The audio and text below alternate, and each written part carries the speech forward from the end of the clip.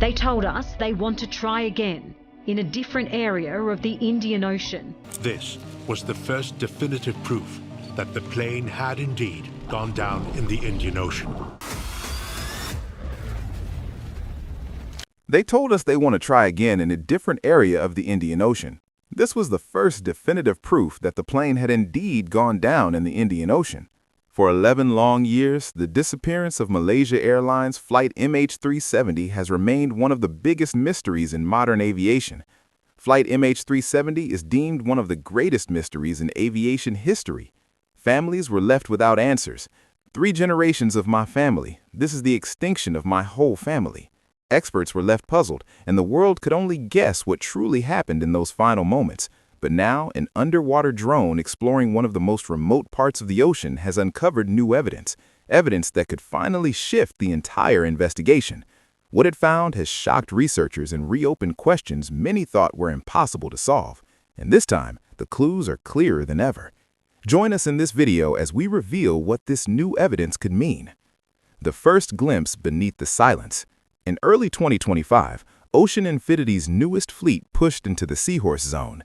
Aviation's greatest mysteries could soon be solved with a new search commencing for MH370 off the coast of WA. That lonely, almost mythic stretch of ocean where many experts believed the final answer to the MH370 mystery had been hiding for years. Well, Malaysia has announced a search for missing flight MH370 will resume later this month. Their flagship, the Armada 7806, drifted over waters so deep they seemed endless. More than 6,000 meters below, there was only darkness, pressure strong enough to crush steel, and a silence untouched since the Earth first shifted into its modern form. Into that crushing quiet, engineers released a set of advanced autonomous underwater vehicles, machines designed to survive exactly where humans couldn't. Each drone slipped downward at a steady pace, its instruments waking up one by one as it entered a world of ridges, cliffs, and jagged valleys carved by millions of years of tectonic activity. For hours, the sonar feeds showed nothing but the soft, grainy texture of thick seabed sediment. Then something changed. One AUV caught a reflection that didn't match any natural formation. Analysts crowded around the monitors as the sonar image sharpened into a long, flat shape nearly 30 meters in length, half buried in the sea floor. A second sweep confirmed it, smooth, metallic, and unmistakably aligned with the dimensions of a commercial aircraft wing. The team checked the coordinates against the WSPR-derived path. The match was perfect. Excitement flashed across the control room, but everyone knew how dangerous false hope could be. They'd chased illusions before, rocks that looked like engines, shadows that mimicked man-made debris. To be sure, they deployed another drone outfitted with high-resolution imaging. This one flew straight over the target, and its synthetic aperture sonar revealed details no rock could imitate. Ribbed internal structures, torn metal edges, twisted panels frozen in time. And it didn't stop there. Within a 15-kilometer radius, the drone spotted 2 more anomalies, one resembling a fuselage segment, the other a tail assembly. The findings were classified instantly. Verification protocols kicked in. If these pieces were real, it meant something unthinkably important. The first identifiable wreckage from MH370 had been lying in a place no previous mission had ever reached. But before this new evidence, what was initially found that brought hope about the MH370 mystery? Keep watching to find out. When the ocean first spoke. For 16 long months, the Indian Ocean held its silence. No answers, no clues, nothing that could ease the ache of uncertainty.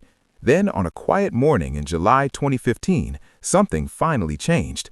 A man walking along the eastern shore of Reunion Island noticed a strange object tangled in seaweed. It was curved, nearly 2 meters long, and coated in barnacles. Its edges were torn and softened by months of drifting through salt water.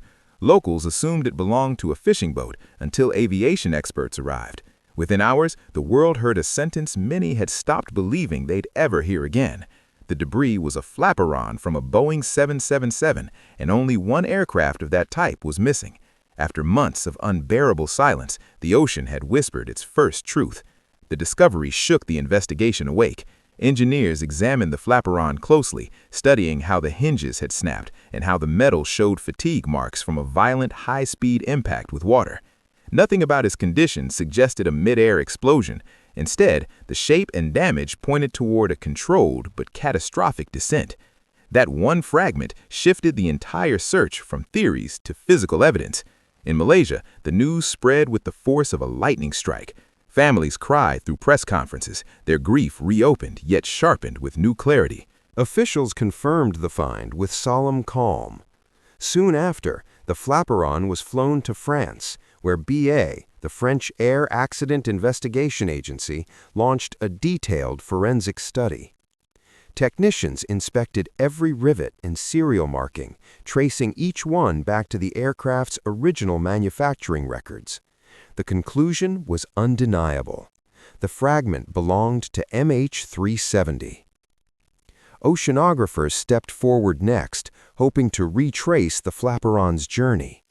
Using satellite data, they built simulations of Indian Ocean currents, modeling how winds, tides, and spinning gyres could have carried the debris nearly 4,000 kilometers from a possible crash site to Rayun. It wasn't random drift. It was a path shaped by time and the ocean's restless motion. Soon, more pieces began emerging on distant shores. A section of the horizontal stabilizer appeared in Mozambique. A piece of the cabin interior washed up in Madagascar. Another fragment, believed to be part of an engine cowling, was found in Tanzania. Each item bore its own pattern of tears, bends, and salt scoring, each one a message from the deep. Together they formed a fragile breadcrumb trail scattered across half an ocean. Scientists from several countries worked together to trace these drifting clues backward. Powerful computer models ran thousands of simulations, adjusting for wind speed, sea temperatures, and even the Coriolis effect again and again. The paths pointed to the same place, a narrow corridor of deep ocean southwest of Australia, near the area already known as the Seventh Arc.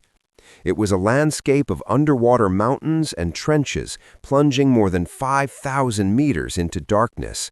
For investigators, this was both a breakthrough and a torment. The fragments proved the aircraft had met its fate, but they didn't reveal where the main wreckage rested. It was like finding ashes without knowing where the fire had burned. Still, the discoveries reignited pressure from the world. People demanded a renewed search. Behind closed doors, private companies began offering new solutions, machines capable of going where humans never could. Autonomous underwater vehicles, AUVs, sleek torpedo-shaped robots capable of slipping into the abyss with silent precision. Unlike older systems that had to be towed slowly behind ships, these AUVs roamed freely, guided by sophisticated onboard computers. Each one carried multi-beam sonar, high-resolution imaging tools, and three-dimensional mapping systems. They could dive nearly 6,000 meters down into a world where sunlight is only a memory. The machines that challenged the deep. For 3 relentless years, the Indian Ocean defeated every effort to uncover MH370's fate. Ships crossed millions of square kilometers, dragging sonar equipment through violent seas, returning each time with nothing but static and shadows. But in 2018, everything changed. The search entered a new era, one not led by human endurance, but by machines built to survive where no person could. Ocean Infinity, a private Texas-based company, believed it could succeed where entire nations had failed. They arrived with something the world had never seen on this scale, a fleet of autonomous underwater vehicles, AUVs, sleek torpedo-shaped robots capable of slipping into the abyss with silent precision. Unlike older systems that had to be towed slowly behind ships, these AUVs roamed freely, guided by sophisticated onboard computers. Each one carried multi-beam sonar, high-resolution imaging tools, and three-dimensional mapping systems. They could dive nearly 6,000 meters down into a world where sunlight is only a memory. At the heart of the operation was the Seabed Constructor, a ship built almost like a floating space station for the deep sea. From its open deck, engineers released the AUVs one after another into the freezing waters of the southern Indian Ocean. Ocean Infinity's deal with Malaysia was as bold as its technology, a no-find, no-fee mission. They would only be paid if they discovered the wreckage. It was a gamble, a test of both nerve and innovation. Each dive began with engineers programming coordinates into a drone's navigation system. The moment it submerged, the robot disappeared into the dark, sweeping the seabed in perfect grids. Every ping of the sonar painted a digital picture of the ocean floor, its trenches, cliffs and plains, landscapes no human had ever laid eyes on. Data streamed back to the seabed constructor, where analysts worked through the nights, studying shapes and shadows that might finally reveal MH370. For weeks, the crew battled savage seas and unpredictable weather. The Indian Ocean is one of the planet's harshest environments, with strong currents, towering underwater ridges, and unpredictable storms that could turn the mission sideways in minutes. Yet, despite everything, Ocean Infinity's robotic fleet managed to search an astonishing 112,000 kilometers, nearly matching all previous government searches combined. What they uncovered was haunting. Miles of silt-covered plains broken by deep fissures where sonar vanished into voids. Occasionally, the sensors picked up metallic shapes, igniting hope, only for them to be revealed as rock formations or geological quirks. Hope rose and fell, but the work continued. And even though the 2018 mission ended without a breakthrough, it marked a turning point. For the first time, humanity had mapped parts of the deep ocean in detail that once seemed impossible. Ocean Infinity didn't stop. Their AUVs grew smarter with every mission, using artificial intelligence to refine search patterns. Over the next years, the company built a second generation of machines, faster, more autonomous, and less dependent on human oversight. By 2024, the technological leap had materialized. The Armada 7806, a vessel capable of coordinating multiple AUVs remotely. It didn't need human pilots guiding each dive. Instead, using satellite links and machine learning, it operated like a digital hive mind, directing its robotic fleet with perfect synchronization. This was not just exploration, it was evolution. The Armada's upgraded AUVs carried powerful tools, sub-bottom profilers that could scan. At the heart of the operation was the Seabed Constructor, a ship built almost like a floating space station for the deep sea. From its open deck, engineers released the AUVs one after another into the freezing waters of the southern Indian Ocean. Ocean Infinity's deal with Malaysia was as bold as its technology, a no-find, no-fee mission. They would only be paid if they discovered the wreckage. It was a gamble, a test of both nerve and innovation. Each dive began with engineers programming coordinates into a drone's navigation system. The moment it submerged, the robot disappeared into the dark, sweeping the seabed in perfect grids. Every ping of the sonar painted a digital picture of the ocean floor, its trenches, cliffs and plains, landscapes no human had ever laid eyes on. Data streamed back to the seabed constructor, where analysts worked through the nights, studying shapes and shadows that might finally reveal MH370. For weeks, the crew battled savage seas and unpredictable weather. The Indian Ocean is one of the planet's harshest environments, with strong currents, towering underwater ridges, and unpredictable storms that could turn the mission sideways in minutes. Yet, despite everything, Ocean Infinity's robotic fleet managed to search an astonishing 112,000 kilometers, nearly matching all previous government searches combined. What they uncovered was haunting.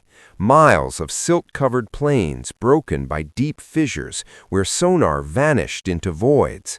Occasionally, the sensors picked up metallic shapes, igniting hope, only for them to be revealed as rock formations or geological quirks. Hope rose and fell, but the work continued. And even though the 2018 mission ended without a breakthrough, it marked a turning point. For the first time, humanity had mapped parts of the deep ocean in detail that once seemed impossible. Ocean Infinity didn't stop. Their AUVs grew smarter with every mission, using artificial intelligence to refine search patterns.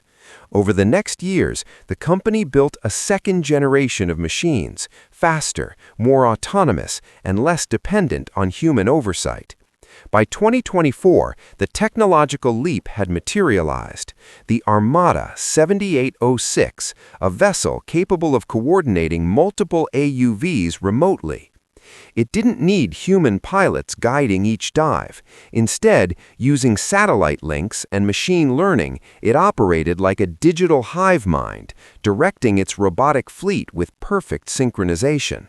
This was not just exploration, it was evolution. The Armada's upgraded AUVs carried powerful tools, sub-bottom profilers that could scan beneath the sea floor, and sidecan sonar sharp enough to distinguish aircraft debris from coral. These systems didn't just see the ocean, they read it, revealing patterns hidden beneath layers of sand and sediment. With this advanced fleet ready, scientists refined new models predicting the most likely crash zone. Their calculations pointed toward a deeper, rougher region than ever before, a section of seafloor near a trench ominously known as the Seahorse Zone.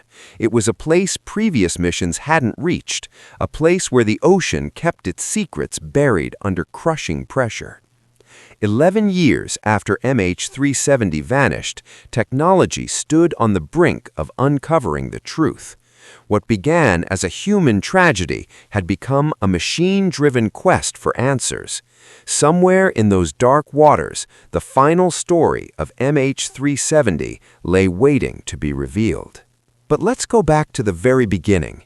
What happened to Flight MH370? Let's find out. The night the world lost Flight 370. It is the greatest aviation mystery of all time, Malaysian Airlines Flight MH370. Flight MH370 began like any other long-haul red-eye leaving Kuala Lumpur.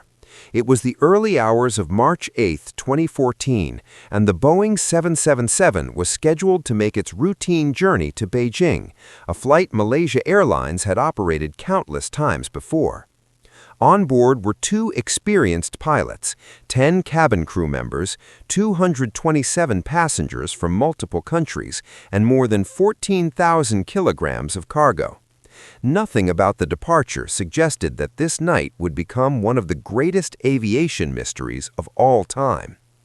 The aircraft lifted off from runway 32R at 0042 a.m., climbing smoothly through Malaysia's night sky. Air traffic controllers cleared it to ascend to 18,000 feet, heading toward its first waypoint, IGI, just off the coast in the Gulf of Thailand. Communications during this phase were normal. The first officer spoke while the flight was still on the ground, and after takeoff, the captain handled the radio calls. At 0046, the flight was cleared to climb higher to 35,000 feet, and the crew confirmed reaching that altitude just after 1 a.m. The plane's final automated ACARS message was transmitted at 1:06 a.m., reporting a healthy fuel load, 43,800 kilograms remaining. Everything appeared routine. Then came the final spoken words from the cockpit at 1:19 a.m. when Kuala Lumpur radar handed the aircraft off to air traffic control in Vietnam. Good night, Malaysian 370. Those would be the last confirmed words ever heard from Flight 370. The crew never checked in with Ho Chi Minh City. When Vietnamese controllers tried contacting the aircraft, there was no reply. Another pilot, flying nearby, attempted to relay a message, but all he heard was static and faint mumbling. Something was wrong. At 12:31, as MH370 crossed Igari, its transponder stopped transmitting. 5 seconds later, it disappeared from civilian radar entirely. Within a minute, the aircraft was no longer visible to Malaysia's controllers or their counterparts in Vietnam. But it was not gone. Not yet. Malaysia's military radar, operating independently of civilian systems, caught sight of the plane turning sharply to the right, then sweeping into a long left arc that sent it back across the Malaysian peninsula. It flew over the Strait of Malacca, passed south of Penang, and then tracked northwest along established air routes at altitudes between 29,000 and 35,000 feet. Civilian radar at Kota Bharu detected an unidentified aircraft during this time, matching the path recorded by military radar. By 2:22 a.m., the aircraft reached the edge of Malaysian radar coverage and vanished into darkness for good. From that point on, only satellite data would suggest where it might have gone. Across Southeast Asia, confusion spread. Thailand, Indonesia, and Vietnam all detected pieces of MH370's early flight path, but political sensitivities and a reluctance to reveal military capabilities slowed the release of information. Indonesia's early warning system saw the plane before its transponder stopped, but offered no data afterward. Vietnam noted the moment MH370 turned back to the west and said they informed Malaysia twice. Thailand's radar detected an aircraft without an identifying transponder code, but could not confirm when the signal faded. Even Australia's powerful JOR radar system, capable of seeing thousands of kilometers, had been offline that night. In less than an hour, MH370 had slipped through some of the most heavily monitored airspace in Asia, leaving behind a trail of questions and only fragments of data. The world didn't know it yet, but this quiet sequence of disappearances would set off one of the largest and most expensive searches in history, a search that would stretch across continents, oceans, and ultimately more than a decade. After the plane vanished, what silent signals hinted at the truth? Keep watching to find out. The silent signals that shouldn't have been there. As investigators pieced together the timeline, one detail stood out, something that made the disappearance of MH370 even more unsettling. After the final ACARS transmission at 1:06, the aircraft simply went dark. The satellite communication system, which normally stayed active through the entire flight, suddenly went offline. Whether it was a power interruption or something more deliberate, no one could say. What is known is that during the aircraft's mysterious turn away from its scheduled route, the system remained completely silent. But at 2:25, nearly an hour and a half later, something unexpected happened. Above the Andaman Sea, the satellite link suddenly rebooted and sent a log-on request, the first electronic sign of life since everything went quiet in Inmarsat. The satellite company monitoring the channel detected the signal immediately. To them, the aircraft was still out there, still flying in the darkness, even though no one knew where it was and no one in the cockpit responded to multiple incoming calls.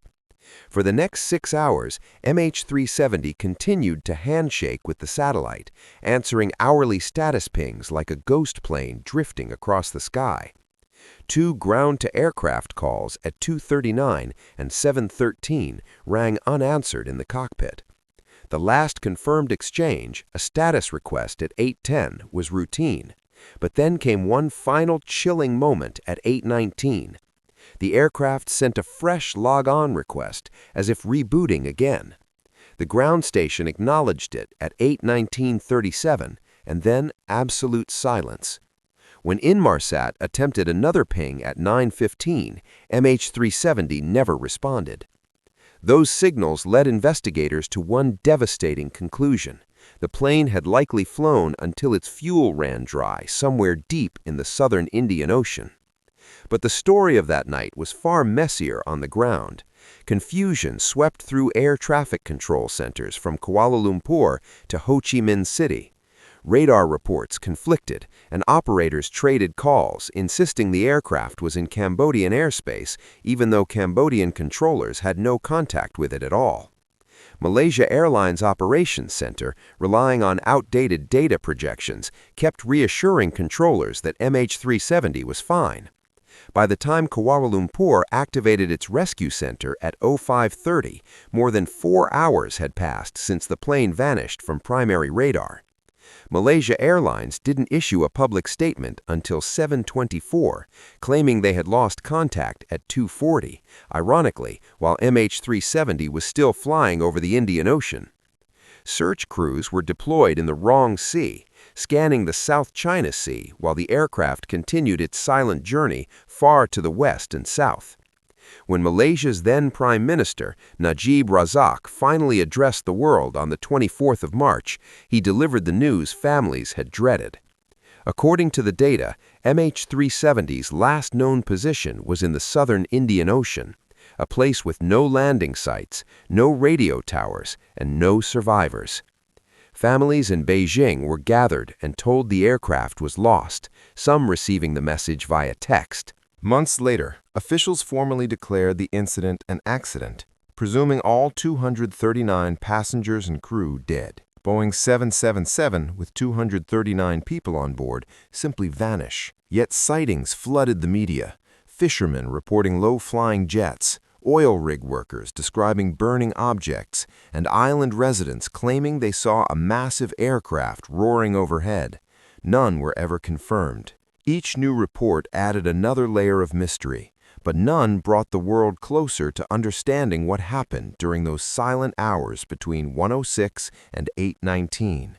And now, with Ocean Infinity uncovering what may be the first true pieces of wreckage, those unexplained signals and that final haunting loon request are being examined with fresh urgency. Amid mysterious signals, what secrets hide behind the cockpit door?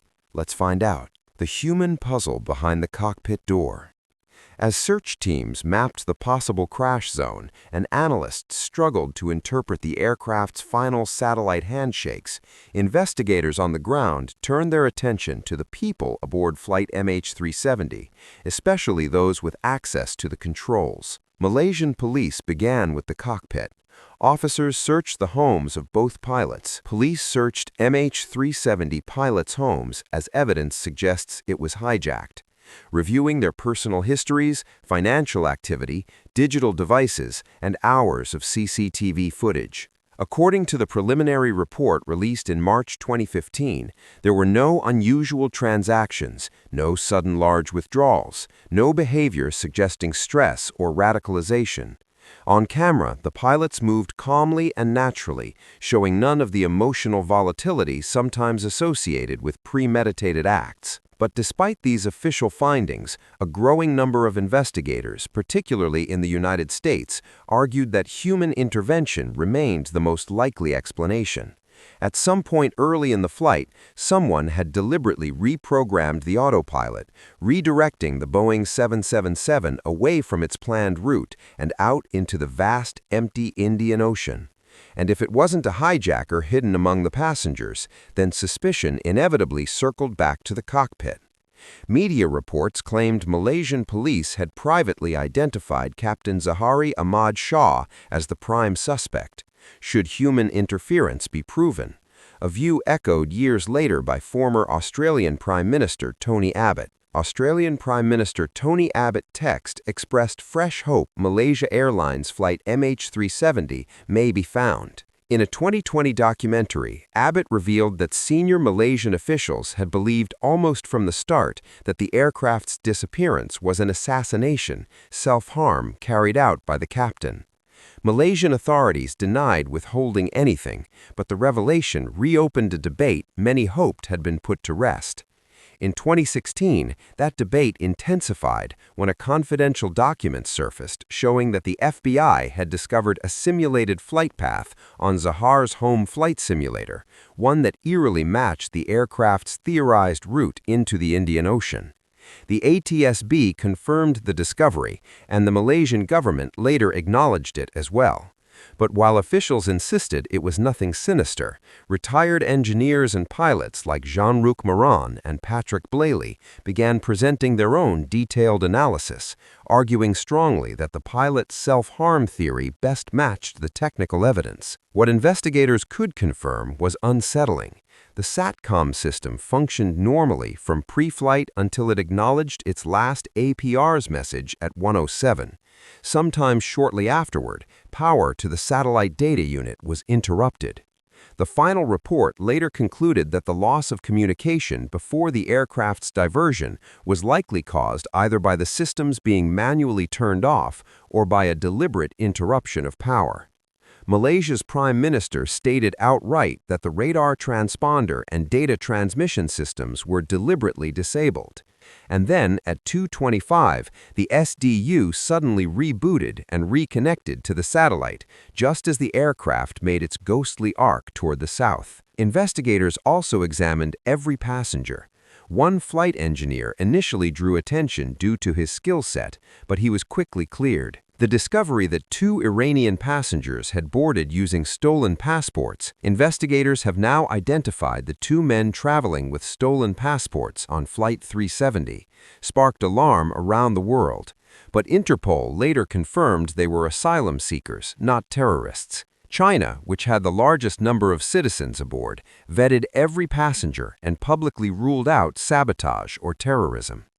Attention then turned to the cargo.